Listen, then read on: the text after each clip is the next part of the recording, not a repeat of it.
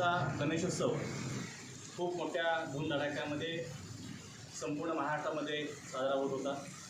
त्याचप्रमाणे एक ऐतिहासिक परंपरा असणाऱ्या मिरज शहरामध्ये विसर्जन म्हणून पाहण्यासाठी कर्नाटक आणि आपल्या जिल्ह्यातून लोक येत असतात।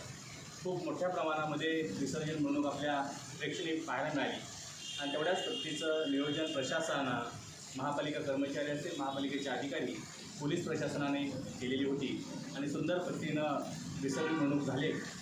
आपण प्रभाग क्रमांक 3मध्ये असणारे गणेश तलाव आणि या गणेश तलावामध्ये हजारोंच्या संख्येमध्ये लहान गणपती, घरगुती गणपती आणि मोठ्याही गणपतीचं विसर्जन झालं।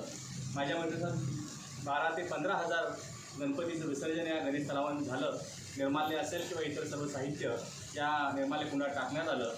मला आनंद वाटतो की आज मिरजमधील प्रभाग क्रमांक 3 या गणेश तलावामध्ये इथले जे स्वच्छता कर्मचारी आहेत, त्यांचे सर्व स्टाफ आहे, अधिकारी वर्ग यांनी गणेश विसर्जनानंतर एकाच दिवसामध्ये पूर्ण शहर आणि हे गणेश तलावाचा परिसर हा खूप साफ सुंदर केलेला आहे।